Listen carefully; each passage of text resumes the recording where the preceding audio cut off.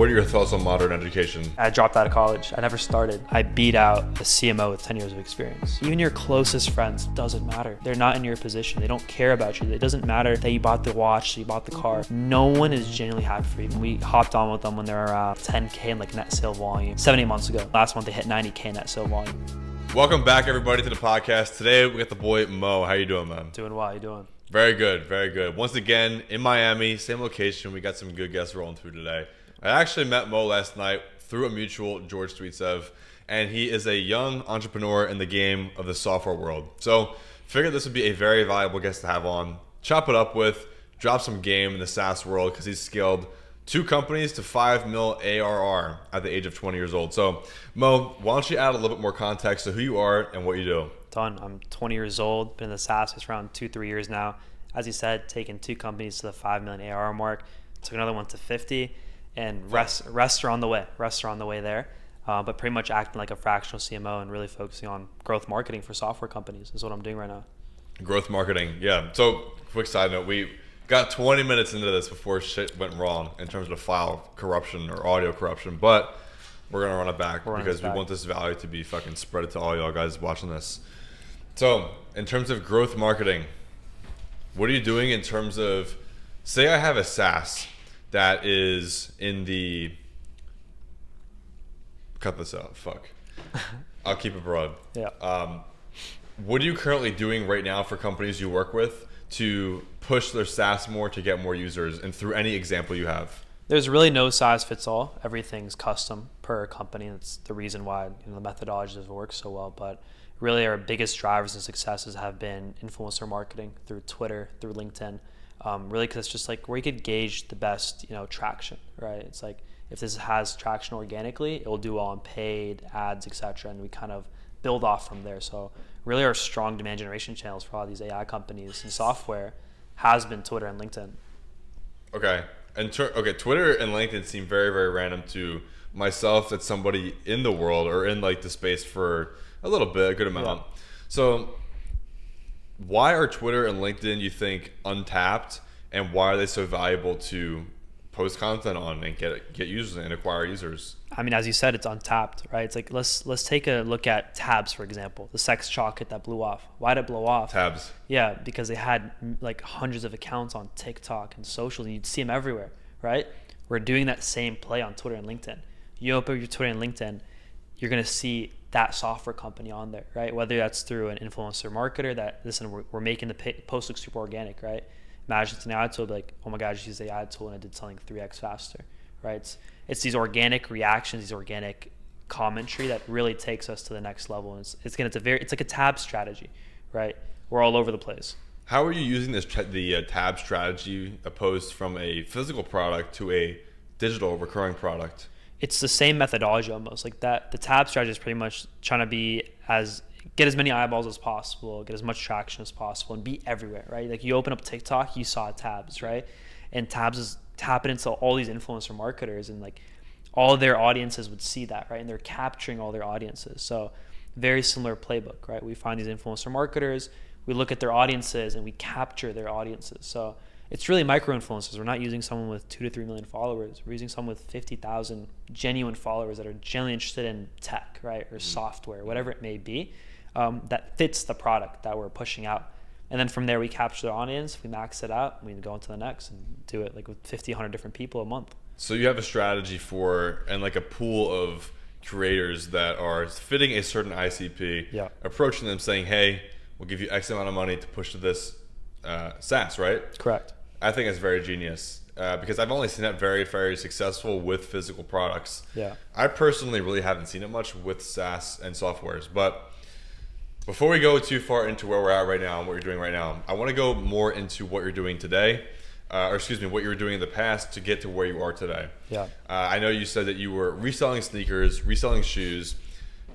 When did you realize that entrepreneurship was the only path to breaking free? When I wanted nice things at a young age, honestly. My parents emotionally supported me a lot. Financially, not so much for the nicer things, right? Like the MacBooks, the new iPhones, the new shoes, like Off-Whites at the time, right? It was all very small goals in my head. So I really worked towards all that because your boy at 16 just wanted a C43, right? So that really started up the engine of I'm gonna get one job, and then it just got addicting. I was working at one point 2 summer jobs, one on the side, and it was reselling, right? Because I got so addicted to the game of, I get $100, then I put this $100 into a shoe, and then I could flip it for 50, right? So it was a very addicting, compounding game, and that really led me up to the work ethic that I have now. Mm-hmm. What does your average day look like as a 20-year-old multi-CMO overseeing several companies? Honestly, it's very complicated yet very simple. Wake up, cold press juice every morning. The night before, I task out everything, right? Because when you're doing multiple companies, you have to be extremely organized. Mm-hmm. ClickUp and Arc have been my best friends. I'm not sure if you're familiar with it. ClickUp's like Notion. I've heard of Arc. Yeah, Arc's like a browser. It's cracked out. If you know, if you use Arc. And ClickUp just organizes all my tasks. So the night before, it's like tasking out what each company has to do by priority. Wake up in the morning. First 2 hours of my day are usually like my most focused times. It's like put on some music and just lock in, right? No one's talking to me. No one's bothering me. Go catch lunch, go work out. Really, I'm working 10 to 12 hours a day. I don't count the hours, right? It's literally just tasks have to get done. However long that takes, it gets done. And everything really rotates around work, right? If I have work and I go overtime, fuck the gym. I'm not going to the gym, right? This person wants to see me, but I have a deadline due. You're not seeing me, right? So everything really rotates around like the projects that I'm working on. What do you think of work-life balance? It's beautiful. Like I'm very grateful for what I do. People might think I'm psychotic or I'm up till 4 or 5 a.m. some days and I wake up at 9 the next, and you're like, listen, you must be miserable. I'm honestly extremely happy, right? Because I do what I love, right? I'm not waking up every morning doing something I hate or dislike. Listen, I'm in Brickell right now. I was just in Washington, D.C. like 2 days ago. Talked to one of our buddies, George, and I was like, hey, are you here for the weekend? He's like, yeah, I'm here. Booked a flight. Didn't have to think twice. Didn't have to ask for PTO or didn't have to ask permission to leave. It was more so just like I could be wherever I want in the world, and I'm doing something I enjoy. Mm-hmm. So it's like, honestly, my work-life balance is great. Although it is very, very tiring at times, but if it's not difficult, there's not a lot of reward behind it. Correct. I was talking to a different successful entrepreneur that's actually in the no-code SaaS space. Brandon Priest, and he's a business partner with Brett Malinowski. Yes. You know who that is on YouTube. Yeah. So he thinks that work-life balance is a bit of bullshit, and I personally do too, because your work blends into your life. 100%. And bro, we're out here. What time is it? Almost 8:15 p.m. Literally, yeah. This isn't even really work in my mind, but on paper, it's considered work. When people hate what they're doing, I feel like they need that balance just to kind of escape. What do you think? That's true. It's like people that are stuck in this rat race, or whatever it may be, is because they're doing something they don't enjoy, right? If you wake up every morning doing something that you love and that you're passionate about, you don't look at the clock, right? Because you generally get a dopamine rush from doing what you love. That's what I get when a client's happy, when numbers are up, when the stripe charts are going green. I love it. Like I'd work 10, 15 hours a day if I have to. And I don't count. It's literally just like task list. And it's like, as long as that task gets done, that's when my day ends. Mm-hmm. And it never ends. Okay. That's a very, very good mindset to have, instead of just slacking off on some bullshit, because you can probably do that and just be like, I'm just going to kick back today. Things don't need to get done at the same rate they used to because I'm already at a better spot. But let's go back to the time where you were just breaking into the SaaS world, right? Yeah. I know we talked about it before the cameras cut out, but I want you to tell the story again of you connecting with the first SaaS company to get that breakthrough before you started working with several SaaS companies now. What was that like?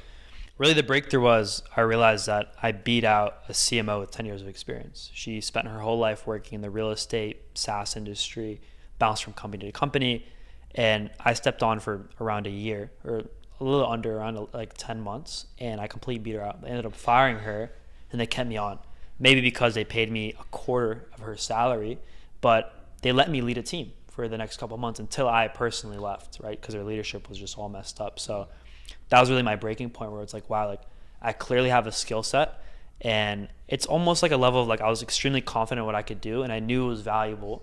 And now it's just like I had to show that value to other companies, and that's how I broke through to bringing that value to other companies.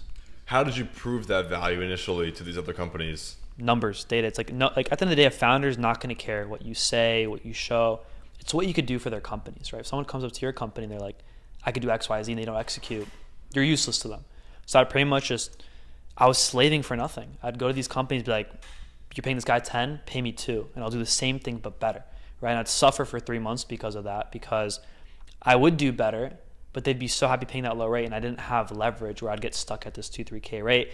But those are the experiences that made me learn the most, right? Those are the experiences, that's where I built all the experience, the connections, and really my work ethic. So yeah, I was really just like slaving myself for pennies on the dollar, but I gained a ton of knowledge off that. How long were you keeping yourself intentionally in that loop for? Honestly, a year. It was a solid year, because I like to say I'm a perfectionist, right? Where it's like, if I'm going to say something, I'm going to execute and do it. And I was more so just stuck trying to prove to myself that I could do it, and to other companies as well. So it's like, even if I was going 3-4 months without making a dollar, right, putting it all towards service providers and towards the company, I would keep going till they, turn a profit, show a result. If we had a shitty month, I'm like, listen, we'll do half the retainer this month. I'll take a hit. I won't get any profit, just to show you that, this can be profitable. So I consistently did that time and time again. And again, it was mentally draining, working 60, 80-hour weeks and getting like nothing in return, right? Yeah. From a money perspective. But founders loved it, right? So like, listen, like, okay, this kid has something going on. Like, he's cutting the retainer in half to prove to me. Sure, we'll let him do it. And I think that's what differentiated me versus everyone else in like this agency space, because they were just in it for the cash flow. So when churn, they didn't care. Goodbye, go on to the next and try to like squeeze as much money out as possible. I was extremely result oriented, where it's like, I'm going to try to drive the most results possible for this client before I step off. Interesting. It's very against the grain type of approach opposed to most other people in this space. Yeah. Which is probably why you're where you are right now opposed to other people. Yeah. Now, when you were pushing for, you said almost a year where you're trying to do this for, and you were in the trenches essentially, not getting the payday, you're putting in the extra hours. What was the grand vision you saw that kept you pushing day after day, week after week, when you were underpaid and undervalued in the company? The grand vision is, I knew it would work, right? I knew that this is a valuable thing that clients need, that companies need, and I know I'm going to get to a point where I'm catering 10, 15, right, at 20, 30K retainers. It was just a matter of time, and it's just a matter of proving the concept, right? Because without a proven concept, you have nothing. So I was just doing repetitions. I was doing reps back and forth. Like, I would do good with one client, but then the next something would go south. So I would take every mistake as a learning lesson and improve that from client to initiative. And to this day, I still make mistakes. To this day, I'm still learning. Again, I'm only been in the space for 3 years. Yes, although half my team has triple my experience, triple the years. Doesn't matter. I still need to put in those reps because I'm still fresh in the space and have a ton of things to learn. And it's just, keeping your mindset open and just consistently doing the repetitions is extremely important. This has been very good so far. Let's go and jump into some of the fun shit. Let's do it. What has being the CMO of these SaaS companies unlocked for you on a lifestyle level, a personal level? You got several cars at 20 years old. Yeah. Tell me the story of you buying your first 1 or even 2 cars. Listen, I'm a big car guy. I'm a big watch guy. I'm a huge value guy. Most of my funds are invested. First of all, I'm not degen like a lot of these people are. I look at things from a value perspective. First car I got was an M4 competition. It was a very unique deal with a mentor of mine. It's a good car too. It's a really sick car. It was a frozen blue 2022 M4 competition convertible. At the age of 18, I was living life. That was the best thing ever. It was on M2 24/7. I was getting 6 miles per gallon every single day. It was true enjoyment, right? Because I didn't get the car to go show off to this person or this girl or whatever it may be. I genuinely loved it just because I got a high off just cars. I loved driving. It was therapeutic almost. So it went from the M4, then I got rid of it, and then I got an X6 competition, X6M, tax write-off, by the way. So it's an SUV, right? Yeah, it's an SUV, over 6,000 pounds. So I was able to write that off. I lease it to my own company. So I was very smart with facilitating the deal. I actually did that car all cash. So I literally went to the dealership and I just put $95K down, just took it home. I saw it. It was like a 3-day decision. I was like, I want this car. Put the funds together, bought the car. Now I have a Urus Performante on order that I'm most likely going to flip, also with a mentor of mine. So I have a big obsession with cars, and I think they're extremely valuable, similar to watches as well. Because again, Urus Performante, $300,000. We did a Montana LLC. We're paying no taxes on it, so we're getting that car for $300K. You go on the market right now, those cars are going for 350, 370, Yeah. right? Nice little profit margin. The XXM, I lease it to myself. Sure, it depreciated 15 grand, but I just saved 50 to 60K off my taxes. So it's like, it's the things that people don't see. Where like, oh, this kid's so stupid, but I think of every single step because it's like the Arab in me. I don't want to lose money, and I've also learned a lot of things from like my dad. Like my dad spends very like wisely. He doesn't blow money because I came from a family that doesn't have like the Chanel, the Gucci's, the nice houses. Like very just like my dad's well off, but it's very family oriented. Where it's like he doesn't buy flashy things. He didn't care about the car. Where I did, where I kind of took those traits of actually caring where those funds go and actually investing, rather than just buy flashy things just to buy them and impress people. Interesting. Why do you think you kind of overcame that potential trap so early on, where so many people fall into it? And even I fell into it when I was younger too. I'm 23. Yeah. You're like 20. I got 3 years on you, and I fell into it a little bit. Yeah. Why do you think you fell, or why do you think you were able to avoid that? To be fair, I did fall into it. I did fall into the trap of trying to get things to impress people. But one of my traits is I learn from other people's mistakes very quickly, where I'm able to see like how other people mess up and learn from that. And I just observed that, wow, the guys that are really having these nice cars and all this are truly not happy. So it was almost a mindset shift where it's like, wow, like I want to take my M4 out to go impress X, Y, Z. And I'm just like, why am I doing this? Like, it's just an endless loophole of just trying to impress people. And at the end of the day, no one cares. Nope. Like it's like, it's so sad to say, but even your closest friends, doesn't matter. They're not in your position. They don't care about you. It doesn't matter that you bought the watch, that you bought the car.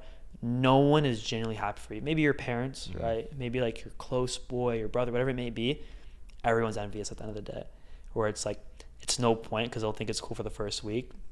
That's it. Like it doesn't go on. It's not theirs. It's not their payment to worry about. It's just cool. Yeah, everyone has their own problems to deal with. Yeah. So nobody really gives a shit about your own success. Yeah. And going back to buying cars, I was 20 and I bought a car in full for just under 200 grand. Yeah. And that was like Monday I go to the dealership, Friday I'm pulling out the new whip. And it was a brand new Aston Martin Vantage Roadster, so convertible as well.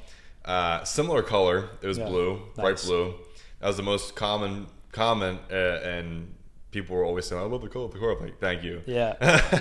But when I kind of introduced that to my old high school group, I felt awkward. I felt weird pulling up to play basketball. Yeah. Play pickup basketball with my boys in the ass. I was like, this is gonna rub people the wrong way. Yeah. And I remember that one of my friend's dads, he didn't know it was my car when I pulled up. He said, my friend told me afterwards when he got in the car when I picked him up, but he was saying like, "Oh, who's this faggot in the blue car in front of my house?"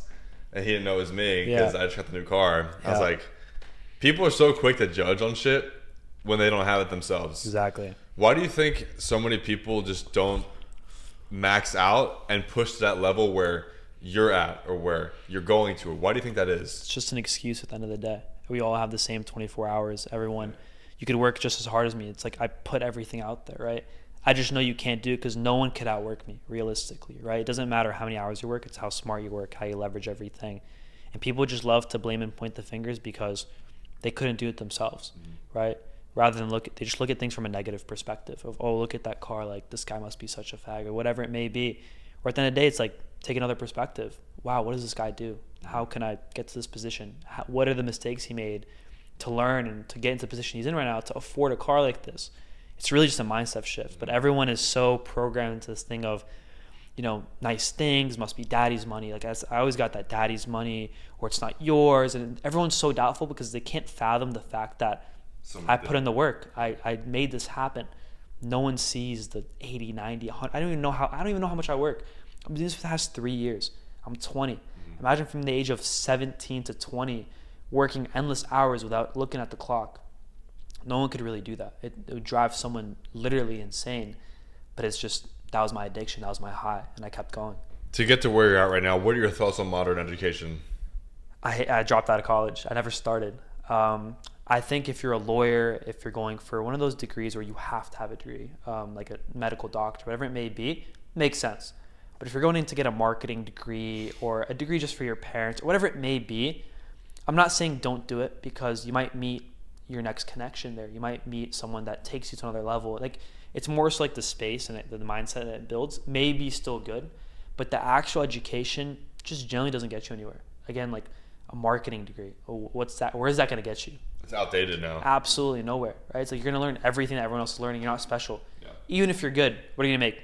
120K a month, 120K a year maximum, right? You'll start off at 60, work for 5 years, try to work your way up. You're no one special. Even IT, like people in my area in Ashburn, it's a very IT oriented area with Amazon, everyone around there. Everyone got an IT degree because it's guaranteed 6 figures. There's a million people with an IT degree now. You're nothing special.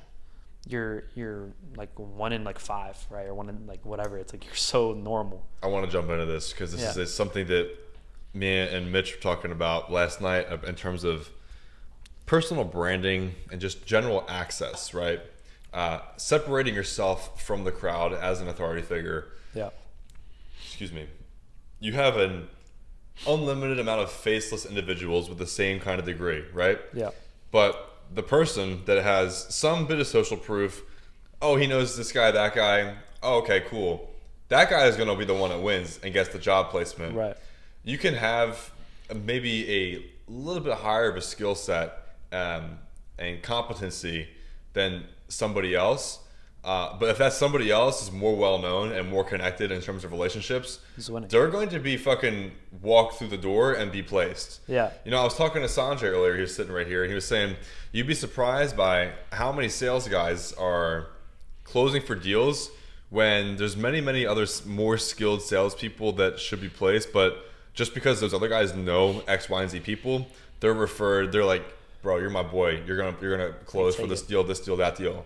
Yeah. So I want to touch on this. What are your thoughts on the whole concept of personal branding, building yourself as an authority figure in the space? For you, it's being a CMO for SaaS companies. Correct. Other SaaS companies and SaaS CEOs know you're that guy that steps in and says, hey, I'm going to help you for the marketing.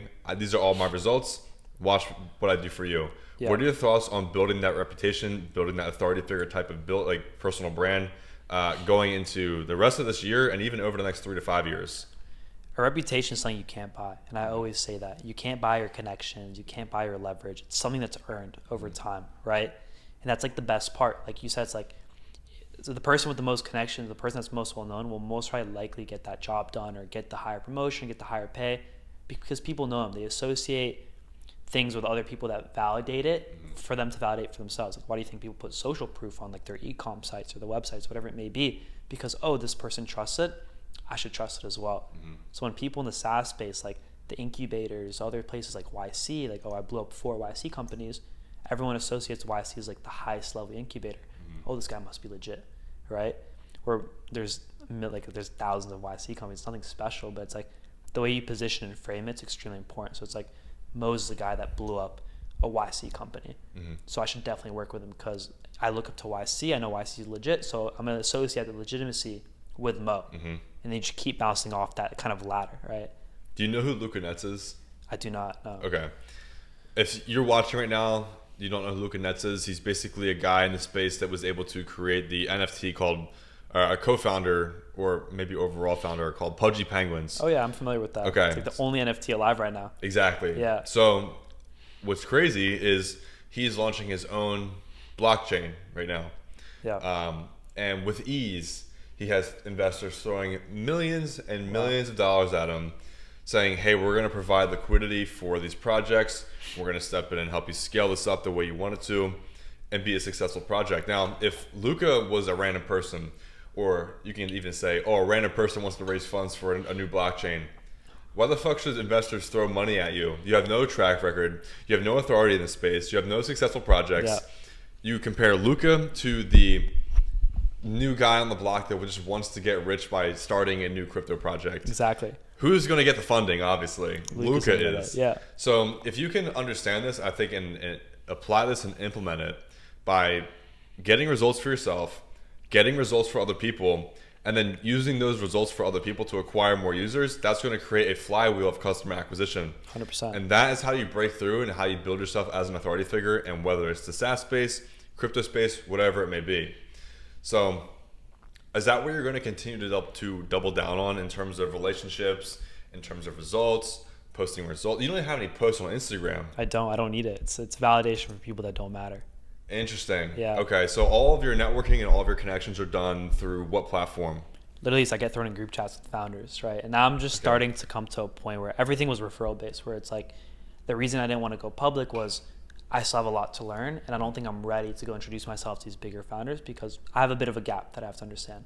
Now what I'm starting to do is building up my LinkedIn, building up my Twitter, because where's every founder at? Every young founder is on Twitter right now, right? Money Twitter, True. Or founder to whatever you want to call it.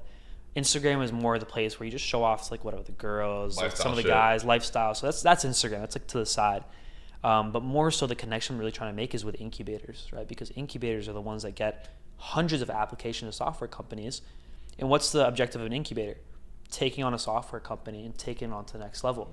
If I have a track record of taking software companies to the next level, it's like a match made in heaven. Oh, this guy has a track record of every 6 companies he touches, 5 make it out, right? Maybe like 1 misses for whatever reason. There's a bunch of factors that go into it. That's very good for them, right? Venture capitals, private equity firms, right? Well, they invest like $10 million into like hundreds of companies for one to potentially work out. Their probability is a lot higher when I step in, right? Because I have a track record. Those are the people I care about.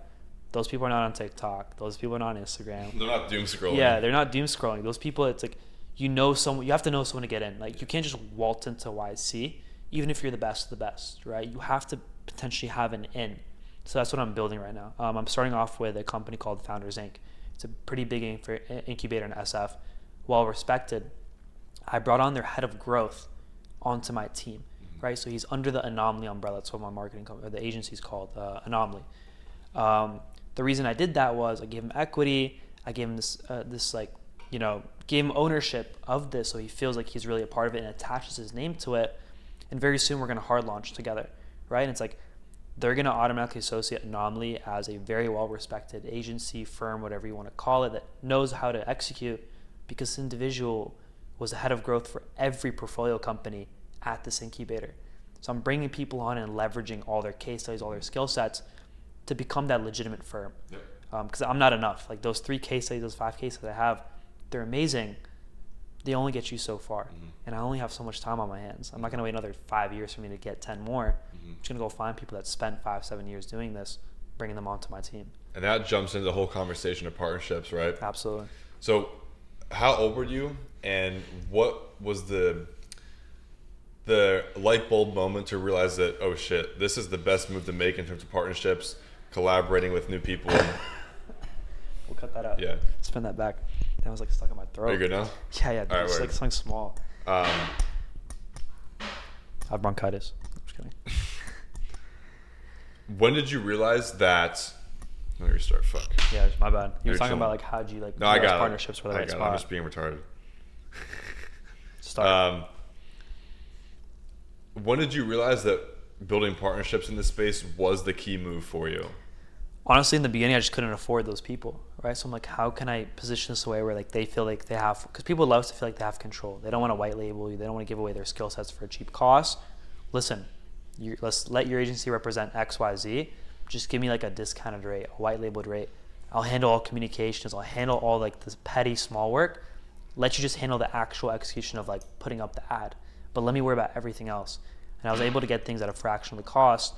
Then I looked at it from the perspective of, wow, these really good service providers don't have websites. They don't have this because they're just so known in the space. Like you must know this, like the e-com guys, the really good ad specialists don't have their own websites because people just know they're really good, so they just get referred. The space is like, it seems big, but the good guys are all in a very tight-knit circle. Very true. And they all use each other. Very true. So all those guys are in e-com. I'm pivoting those guys to software where they're still running their e-com day to day. They let me worry about everything software-wise. And then they just do what they're best at, right? Because it's the same methodologies, same stuff. I just explain to them in a different way, and they execute because that's their space. They know what they have to do. Okay. So you're working with, before it seemed like everything was referral based, creating partnerships. What is your end goal in terms of all these partnerships, all these businesses that you're kind of being a part of? Do you want these equity plays? Do you want these high leverage plays in your relationships? What does it look like for you in 5-10 years? So really the goal is like not even 5, it's like the next like 2-year vision for me is to build a very legitimate firm with a very strong background that actually executes, right? That we actually scale companies like we say we will, not just for the cash flow, then pivot towards like a private equity / like grabbing equity into these companies and incubating them, and then taking them to the next level. Because we have such a track record of taking companies literally from like 5K MRR to 100K MRR, like under 6 months. I have like 3-4 case studies like that. It's just insane to me, right? And I get paid like, sure, whatever, it's between like a 9 to 15K retainer with rev share, which is great. But it's like, imagine I grab 15% equity in the beginning, charge them lower rates. I'd be eating once they're at 100K, right? But once you build up to that level, you don't have leverage at that point. No. And it's better for these guys. Imagine they pay less and it's exchanged for equity with a track record. It's a no-brainer, right? They put less money down, they're spending less, and it's more of a partnership. That's how I treat every client the same, no matter what, whether they're paying me 30, whether they're paying me 10. The reason being is I don't have 100 clients. I have 5 to 6, but I'm all in, right? Treat them like it's my own. And with that mindset shift, with that perspective, things usually go a lot better, right? Because you're genuinely caring for the companies. You're doing what's best for the company, not just for the cash flow. That's where I've seen most success in. So it's like, how can I just keep doing that? Equity, right? Because I'm treating it like it's my own regardless. Might as well actually own a piece. Yeah, you're treating them as an actual, like, I have good stake in this, opposed to, oh, it's just a commodity, a dime a dozen type thing. Yeah. So I believe that the entire equity play in terms of SaaS software is the ultimate play in terms of then acquisition when you build that firm, to getting a piece of however many customers or however many companies for this case, and just eating off of that. So one of the last things I want to ask you then before we wrap it up is, as a 20-year-old now, coming into this, very good money, there's people that will never see the money that you make in terms of retainers, equity, and stuff like this, right? What would you say to somebody watching this right now that maybe is making 3 to 5K a month right now with their online business, whether it is SaaS related or not? What would you tell them to perhaps even 2-4x their results right now online in terms of income? Remove every bottleneck possible, right? Just take a look at your life and mind map it out from like an eagle-eyed perspective. What's slowing you down? Are you not eating healthy? Are you foggy? Are you not working enough? Do you stop? Are you getting distracted by girls? Like, remove every distraction from your life and just focus, right? Because it's just like, sure, you can sit on your laptop 10 hours a day and you can do nothing, right? So it's like you could at least say, I claim to work 10 hours a week, or 10 hours a day. What'd you do that day, right? Learn a task out, read a lot. I personally can't read. I have like the shortest time. Like, I'm recommending you guys to read. I don't personally read. I like take in chunks of work. So I like listen to a quick podcast, or I look at things on TikTok, right? Because that's how I am in very short form. But indulge, right? It's like, never think you know everything, because you don't. No matter how many years you've been doing it, you don't know everything. And just put in the work. Like, there's really no secret sauce. I could tell you 10 things that I did, may not work for you, right? Tell you to go hit the gym every day, eat healthy, get up 4 a.m. Yeah, get up 4 a.m. Task everything out. Everyone has a different mindset. Everyone has a different thing that works for them, right? But one thing in common that everyone that's taken my advice and has done well from my advice is genuinely just put in the work and task things out. Like, similar to how I market software companies, we make an end goal. Make your end goal, I want to hit 15K a month. Break it down backwards, right? Your time is your most valuable commodity, right? If you're spending 10 hours a day on something that's making you X, where you can spend 5 making Y, spend your more time that makes Y, and then just shift that time into like learning a new skill set, right? Or doing something that's better for you. Like, if you're working a job at Chipotle, it pays you $10 an hour, but you're flipping shoes and you're making the same amount, put your full focus there, get rid of your Chipotle job, and just like build a skill set that will be more valuable than reselling shoes, and keep bouncing up this ladder. Because that's what happened to me. Went from shoe reselling to PS5s to marketing tech companies. I used to market dentistries, right? And I was making a fraction of what I was making with literally 5x effort, with bigger headaches, with everyday communication. Like an SMMA in a way? Yeah, so I started an SMMA like for like a couple months, and it completely failed. I think we all have. Yeah, it flopped on its face, right? But I didn't stop and quit, right? And also, don't do that. It's like, if something doesn't work out, do not get demotivated. Take that as a learning lesson. Understand what happened. Understand why something went wrong. Capture that moment and fix it, right? And just like, okay, I messed up because I didn't spend enough time on this account. I'm never going to do this again. Because you're going to keep making mistakes, but when you learn from every lesson, it builds up and compounds. Because everyone makes mistakes. It's just, how do you take, like, for example, this just cut out 3 times. We didn't sit here and get pissed off. We We solved the issue, and now we know for next time, like, how to avoid the podcast cutting out. You keep doing that in life, you'll get to that next level.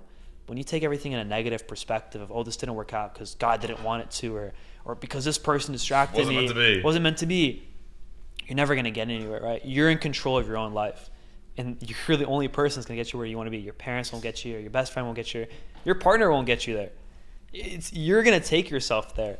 So many people, I believe, are so afraid to accept that they're the reason why they're where they're at in life right now. Yeah.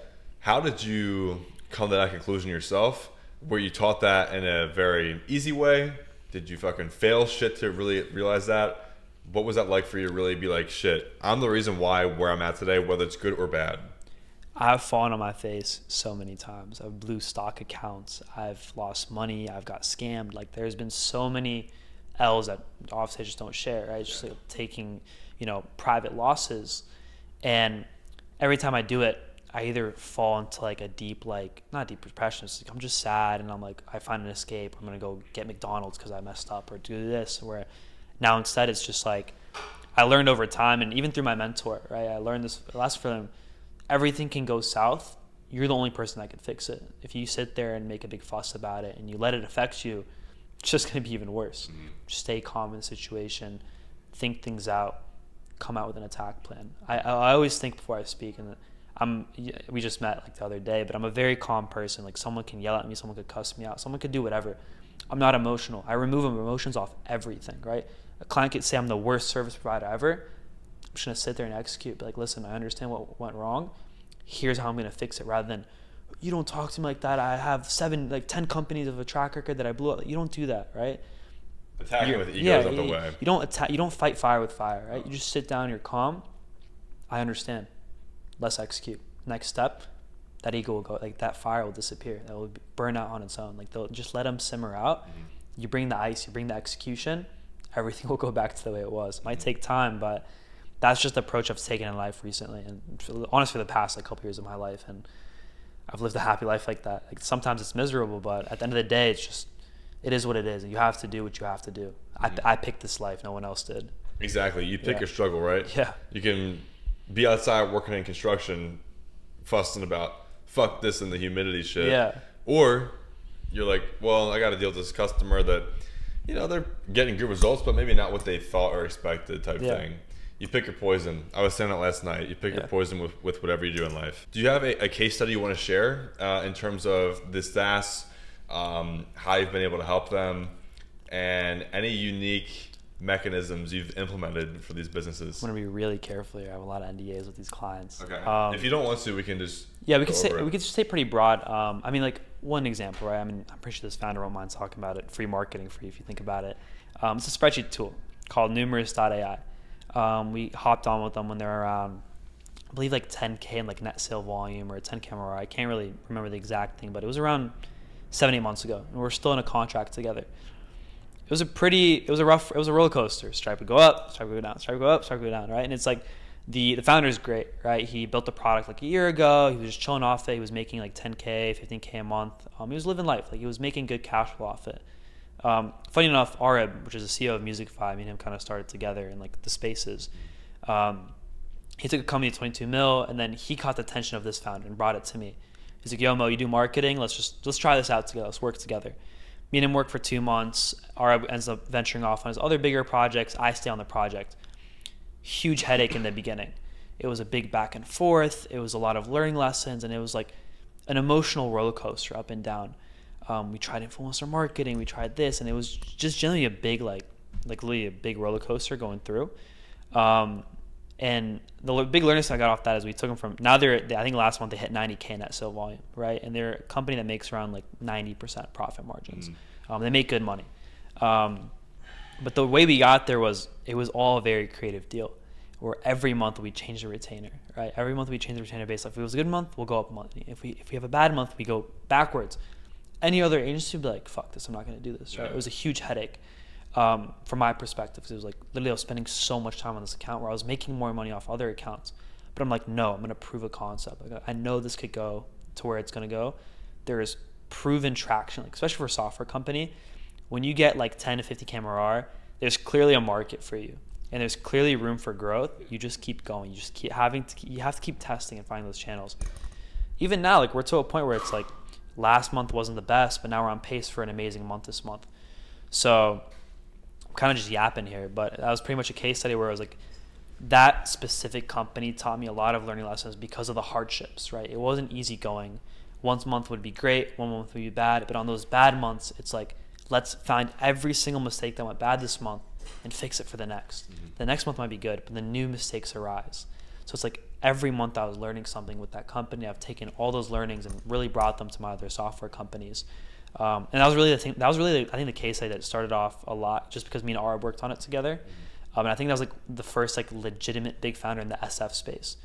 The other company was like a company based out in like Michigan, and like, but in SF, as you may know, is like the tech hub. Like every software founder that is big or legit has either started there or is there. So that kind of started breaking me out in the SF space, which brought me to where I am now and like caught the attention of other SF founders. Cool. Just out of curiosity, honestly, you said you tried these several things that sometimes it worked, sometimes it didn't. What was the ultimate breakthrough for that one specific company to break through to a sustainable, consistent level of predictable MRR coming through? We realized, I mean, just off the data, right? Influencer marketing, you put $1 in, we got $2 out, right? So we just kept that stream going. No matter how much I have a methodology of like, we put 70% of the funds towards a thing that already works, right? You don't stop it. You keep going. Put 30% into experimental, right? Put 30% of the budget if you're spending, 10 grand, put 3K into Google Ads, right? It fails, you still had that 7K that went towards the thing that worked out. So we have a bunch of dashboards set up like on PostHog, Toll, whatever it may be, just to track the ROAS. So that was huge. So that's how we determined, influencer marketing was profitable for them. And we just kept going with that. And the other 30% we tested. We tested meta ads, flopped on its ass, right? Happens, right? It might work for other companies, it didn't work for them. Started Google ads. Now they're at a consistent 2-3x ROAS every single month, right? So it's like, how do we find that out? We put 30% of the budget there. We tested something new out. And we're consistently, one way software companies and founders fails, they don't put in the reps. They get to like 10, 15, 20, 30 MRR. They're like, oh, let's just keep doing what we're doing and hopefully we'll keep growing. Doesn't work. Consistently have to reiterate your go-to marketing strategy. Consistently have to look at who's using your product. How can we better cater it towards them? How can we improve the product? How can we make the onboarding funnel better? It's like consistent reps. And you'll realize that in successful founders, they move very quickly and they read all the data and they're consistently reiterating. Founders that don't put in the reps and put in the iterations quickly, those are the ones that die out because they could be so close to a breakthrough. They mostly just don't know it because they didn't get to that. They didn't try. Maybe like switching your site from a basic landing page to a beautiful framer website, right? Or switching up where your call to action would be, or switching up how deep your onboarding funnel is. You're never going to know because they never tried it out. They didn't put in the reps. They just stayed the way they were because they want to stay stable. But as you know, nothing stays the same. Twitter algorithm changes every other day. LinkedIn algorithm now switched to, it favors long form content, right? TikTok, it favors 15-second content. Now it's favoring 3-minute content. So things are consistently changing. The only way to keep up with that is reiterations, putting in the reps. And that was a huge lesson that I learned, especially from a founder's perspective and also a marketing perspective. Okay, then as you've worked with all these different founders, right, what kind of personality traits and characteristics do you seek consistently across the board that is going to separate someone from being a successful founder to one that is going to perhaps scale up to a certain level but then fall off? So let me say this. I've dealt with a lot of founders, and I love every single founder I've worked with, whether they were a headache in the beginning or not. It's a relationship. Every founder is different. Some founders have an engineer background where they just know how to build the product, have nothing about marketing, they put it in your hands. Some of them are the ones that think they know it all and they try controlling everything, right? So it's like you have to adapt. I had to adapt my marketing, the way I put it out there to founders based off the founder, right? It's like almost like a new girl, a new relationship. You have to understand her to know how to relay that information. And a good example of this was for this spreadsheet tool, super chill founder. All he cared about was the stripe chart. He didn't care what we did. As long as stripe chart went up, he was good, right? So he was pretty much off us about like the copies that we'd use. And this, he helped us out a lot in the beginning. We went through a big learning curve. But once we kind of got through that learning curve of understanding the product, what he liked, then it got to a point where like, we know what this guy likes. Let's stick with it. Let's report it to him in a certain way. And he lets us do our thing. And that's why we've gotten so successful with it, because he's given us the space to do that. Now we work with a new founder, And it's to a point where they're very specific. They've tested a lot of marketing in the past, and they think they know what works. And again, frankly, it was very helpful, right? It was the data that they collected. A lot of things that they did was extremely helpful. The one setback was they're on our heads 24/7, and they're making small changes and variations like that don't make a big impact. They're giving themselves a headache almost. Like they give themselves a headache. And my partner, his name's Hamza, he has to deal with this as well because he leads influencer marketing, where he has to change, the influencers or the copy or the links or whatever it may be. He has to deal with all those changes. We have multiple founders that do this, right? That, oh my God, this is not right. This feature is wrong, or this link's wrong, whatever it may be. Frankly, it's great that they point those issues out. It's something that we have to stay consistent with. But when you're playing such a volume game, it's like, as you may know, like every TikTok won't be perfect, but it's like if you get 100 out, one may hit. That's what matters. So it's like, again, it's like such a learning curve of like understanding what a founder likes and adapting to them. But that's our jobs, right? Like we're there working for the founder pretty much. Like we're almost like glorified employees, but there's also a level of respect where it's like, we understand our industry, you understand your industry. It just takes time to reach that level of trust, because to reach that, they have to see results. And they have to be also confident, because that's their baby, right? They're putting their baby into your hands. Of course, they're going to be stressed out. So we completely understand and get it. But it's like that first 3 months is usually it's a big headache. But once you're past that, it's like past the honeymoon stage or whatever you want to call this, you're free flowing, right? You'll still run into issues, but now you guys understand each other. Now you know how to communicate with the founder. Now you know how to bring up different things, vice versa. Very insightful. Yeah. That was a good yap there, as people would say. Yap session. Very good. One of the last things I just want to leave you off with and perhaps pick out of you is somebody watching this right now. Maybe they are a beginner. Maybe they aspire to be that new SaaS company that scales to 50K a month in 6 months, or scales to 100K MRR in a year. Whether it is reasonable or not, what do you think that they need to focus on to hit that mark in terms of they have an idea, they've done market research, they've hopped on Zoom calls, Google Meet calls, getting it validated by people, ICP is like, yeah, this is something pretty good. From that point forward, they had that research, what do they need to do to have that fucking success? I've seen this from Arb, I've seen this from a lot of guys. You just have to ship the product. You're never going to have a perfect product. You'd always make your little changes. You can add as many features as possible. You need to put it out in the market as fast as possible. Validate it, not from your mom, your dad, not from your friends. Fresh users have to validate your product. Once you get that bit of validation, $1,000 in MRR, $500, people are paying for your product. It's good. Talk to your users, right? That's a big thing founders don't do. You must talk to your users. Understand where they came from, why they're using it, why they were attracted to it. Okay, a student came to my product. He liked it because X feature really helped him out this thing. Switch all the messaging to that. Find more of those students. Get more of them into it. And you keep going, right? And similar to what I just said, it's repetition, right? It's like even if you get your company to a 5K MRR point, you must be reiterating your go-to marketing strategy, your positioning, seeing where like, am I at a 1% conversion rate? How can I get to 2%, right? Work backwards, right? Set your end goal, but then you have to kind of take a step back of like, okay, how will I get to this end goal? Is it a better website? Is it better onboarding? Don't get caught in the fluff. Don't get caught in having the perfect socials or the perfect graphics. Get caught up in making the best product possible. If you have a good product, marketing will be a breeze because you're just pretty much putting a microphone to what's already good, right? You can't put a microphone on a bad singer. Everyone's still going to hate it no matter how loud you are, right? So it's like really make sure your product's good. And once you find that bit of product market fit, go all in, like full send it in. You'll hit a ceiling, right? Once you hit that ceiling, reiteration, then you'll hit the next. You're going to consistently hit ceilings. You'll consistently hit issues no matter how big you are. It's just how badly do you want it and how much do you actually care about this product. It's really like the most genuine advice I could give. Again, I'm a founder myself. I've started 3 of my own software companies. I've failed twice. Although I've blown up multiple software companies, my issue was a matter of time. I didn't really care too much about what the product was. It was more so people were just throwing me ready products. I'm like, oh, I'll try. But I didn't take my own advice, right? So I realized my bottleneck. Don't do what I did, right? It's like really genuinely focus on the product and go all in. And there's one that I stuck with, and now it's about to touch 6 figures a month. Because I focused on it, right? And now that's to a point, it's on autopilot, then I'll start the next thing, right? And I'll do this validation steps.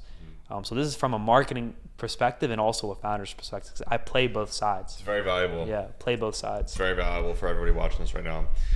I personally think that was a great layup and slam dunk into this entire SaaS focused pod.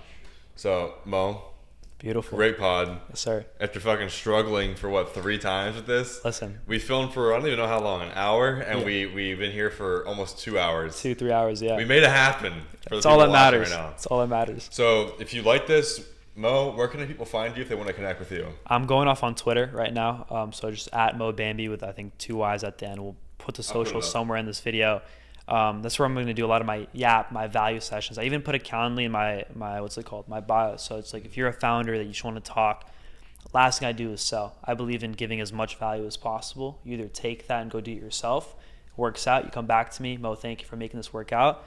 Or I give you the roadmap and you're like, Mo, I want you to execute this. So if you're a founder, please feel free to talk to me. If you want advice, I always think about what I would have wanted if I was starting. So I always love giving advice and giving people that need help. So it's like, feel free to DM, reach out, and 9 times out of 10 I'll respond. If I don't, double text me. I promise you, I'm a D&D princess, so sometimes I miss my messages. That's funny as fuck. All right, you guys heard it here first, where to find Mo if you want to connect with them. Other than that, don't be motivated, stay disciplined, and I'll see you guys in the next video.